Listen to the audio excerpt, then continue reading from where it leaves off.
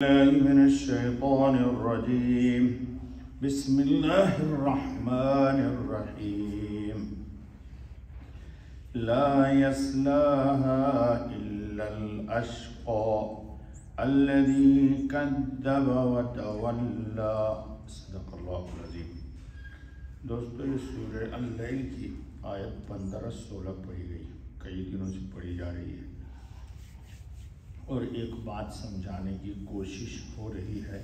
اللہ ہم سب کو کمال ایمان عطا کر دے کہ بندہ کلمہ کا اقرار کرتا ہے اور اسی پر اس کا خاتمہ ہوا تو دوزخ کی آگ اس کو نہیں جلائے گی یا نہیں چھوئے گی، یا یہ دوزخ میں آگ سے عذاب اللہ اس کو نہیں دیں گے۔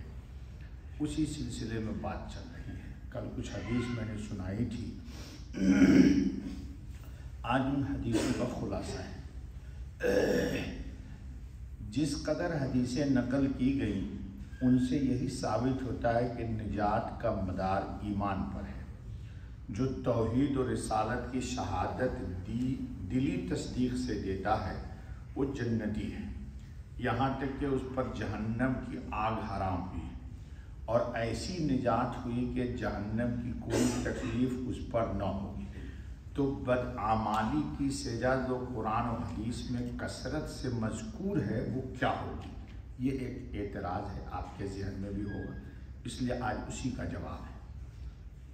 جب اللہ تعالیٰ نے صرف ایمان پر نجات کا وعدہ فرمایا اور خبر دے دی کہ آتش جہنم دوزخ کی آگ اس پر حرام ہے، تو اب کسی گناہ کے سبب سے اس پر عذاب ہونا خلاف وعدہ اور اس کے فرمانے کے خلاف ہے۔ اس کے جوابات مختلف طور سے دیے گئے ہیں اور کتب احادیث یعنی حدیث کی کتابوں میں مذکور ہیں، مگر ایسا جواب ہونا چاہیے کہ جس میں کوئی تعویل نہ کی جا سکے اور ہر آدمی کو یہ جواب بھا جائے۔ اب اس جواب کیا ہے؟ نجات کے کئی طریقے ہیں۔ ایک یہ کہ ایمان کے بعد ہر ایماندار کو کسی وقت اور کسی حالت میں کسی قسم کی سزا نہ ہو۔ بات سمجھیے غور سے، کیا کہا؟ ایمان والے کو ایمان کے بعد کسی وقت کسی حالت میں کسی قسم کی سزا نہ ہو، اللہ انہی میں ہم کو آپ کو لائے۔ بھائی تکلیف نہ ہو وہاں، یہاں تو تکلیف کسی سے کہہ بھی دیتے ہیں، ہے نا؟ کسی کا شعر، یہاں تو غم سے گھبرا کے کہتے ہیں کہ مر جائیں گے، اب مر کر بھی چین نہ ملا تو ہاں، یہ لوگ کہتے مر جائیں گے، تو کیا تمہارے لیے اللہ تعالیٰ نے وہاں دسترخوان بچھا کے رکھا ہوا ہے اور وہاں پٹائی شروع ہو گئی؟ تب بہت سارے لوگ خودکشی کر لیتے جی، تو کیا اس نے کیا سمجھا ہوا ہے خودکشی کے بعد؟ استغفر اللہ، لا حول ولا قوت الا باللہ۔ چلو آگے، ٹائم نہیں رکھتا ہے جی۔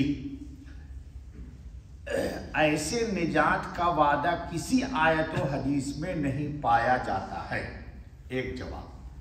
دوسرے یہ کہ آخرت میں جہنم کے عذاب سے نجات ہو، اور اس کی بھی دو صورتیں ہیں۔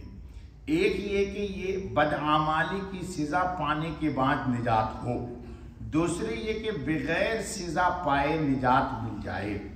اس قسم کے نجات کا وعدہ قرآن و حدیث میں بلا شبہ ہے، اور جو حدیثیں آپ کے سامنے بیان ہوئی ہیں ان میں اسی قسم کی نجات کا وعدہ ہے، کیونکہ احادیث دو قسم کا وعدہ کیا گیا ہے۔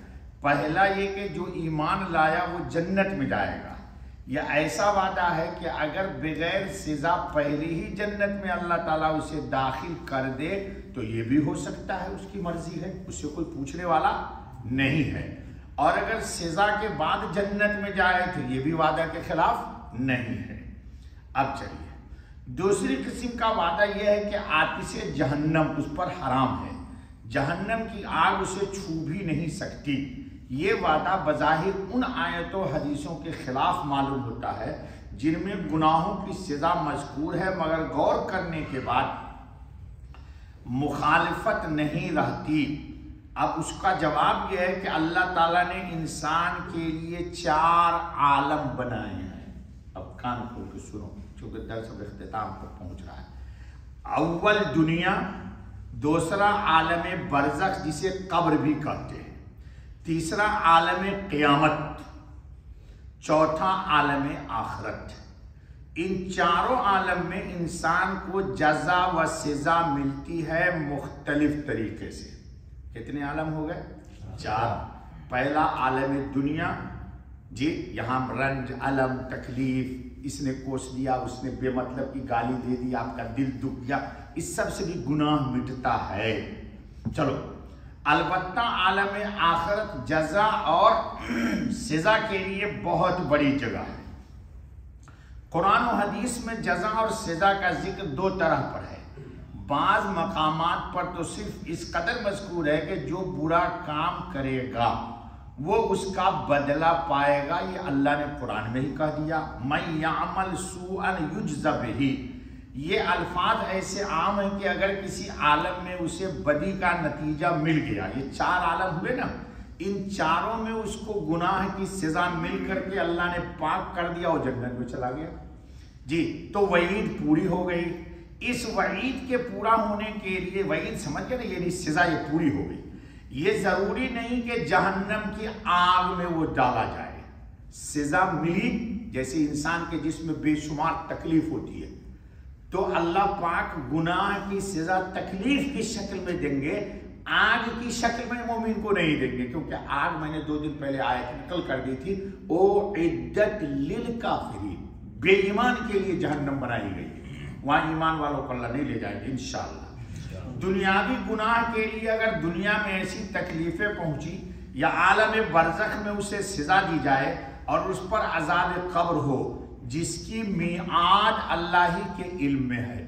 ایک انسان دنیا میں سزا نہیں ملی اس کو، یہاں بہت بدماشیاں کی اور اللہ نے بھی چھوڑ دی، ہو سکتا ہے اس کو قبر میں عذاب ہوگا، لیکن عذاب کی مختلف شکل ہے۔ عذاب کو آگ سے جوڑ دینا یہ نہیں ہے، کسی بھی طرح اللہ سزا دے سکتا ہے لیکن آگ میں نہیں جلائے گا، جی تو بھی سزا ہوئی۔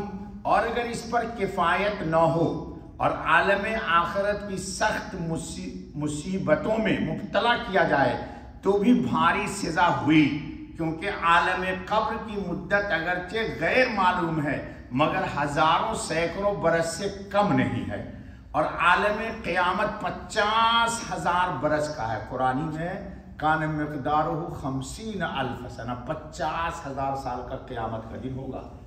اب وہاں جو کھڑا رہے گا بندہ، تو یہ کھڑا رہنا بھی ایمان والوں کے گناہ کو مٹا دے گا۔ پھر دنیاوی زندگی جس کی میعاد غالباً 100-200 برس سے زیادہ نہیں ہوتی، اس کے گناہ کی سزا کے لیے یہ 3 عالم کافی ہو سکتے ہیں۔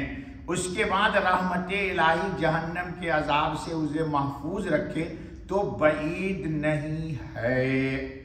اچھا بابا سنو، شیخ محی الدین اکبر فتوحات میں بیہقی سے ایک حدیث نقل کر کے یہ ثابت کرتے ہیں کہ امت محمدیہ صلی اللہ علیہ وسلم کے لیے آخرت میں عذاب نہیں ہے، دنیا کے مصائب اور تکالیف اس کے لیے عذاب ہیں۔ اس لیے ان حدیثوں کا مضمون بھی صحیح ہے جس میں ایماندار کے لیے جہنم کو حرام فرمایا ہے، اور گناہگار کے لیے سزا کا ہونا بھی بجا ہے، یعنی دنیا میں یا قبر میں یا حشر میں اپنے اعمال کی سزا اسے ملے گی، جہنم کے عذاب سے اللہ تعالیٰ اسے بچا لے گا۔ سمجھ میں آئی بات؟ سزا ملے گی لیکن آگ سے نہیں۔ کس سے؟ آگ سے نہیں۔ ہم نے سمجھا ہوا ہے کہ ہر آدمی کو اللہ آگ ہی میں بھیجے گا، تو اللہ تعالیٰ کو آپ نے سمجھا ہی نہیں۔ عذاب کا جیسے میں نے ابھی بتا دیا مثال میں کہ 1000 بیماری ہے، اسی طرح عذاب کی مختلف شکلیں ہیں، لیکن عذاب بالنار لا الہ الا اللہ محمد الرسول اللہ پڑھنے والے کو، ہاں البتہ اس کے بعد یہ شبہ باقی رہ جاتا ہے کہ بعض آیتوں اور حدیثوں میں خاص گناہ کی سزا میں جہنم میں جانا آیا ہے۔ مثلا اگر کوئی مسلمان کسی مسلمان کو قصدن جان بوجھ کر بے گناہ قتل کر ڈالے تو اس کی نسبت اللہ تعالیٰ نے فرمایا ہے فَجَزَاؤُهُ جَهَنَّمُ خَالِدًا فِيهَا، اس کی سزا ہمیشہ جہنم میں رہنا ہے۔ یا دوسرے مقام پر قرآن مجید میں اللہ نے فرمایا کہ اے مسلمانوں، آپس میں ایک دوسرے کا مال ناحق مت کھاؤ۔ کان کھول کے سنو، دبئی والے تم لوگ بہت دباتے ہو دوسرے کا مال۔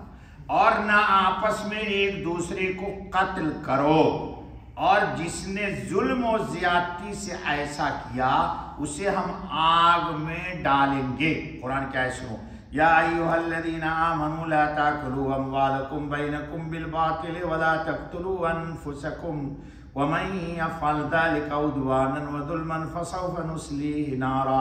یہاں پر اللہ نے کہا ہے کہ ہم اس کو آگ میں لے جائیں گے۔ اس کا کیا جواب بھی سنو۔ اس آیت سے ظاہر ہے کہ جو کوئی ناجائز طریقے سے کسی کا مال کھا جائے یا کسی مسلمان کو ناحق قتل کر ڈالے وہ آگ میں ڈالا جائے گا۔ صرف ایمان سے جہنم کی آگ سے وہ نہیں بچ سکتا۔ اس قسم کی آیت اور حدیث کے اس میں غور کرنا چاہیے۔ اللہ تعالیٰ کا صریح اور صاف ارشاد ہے، اور ارشاد میں مذکور ہے مگر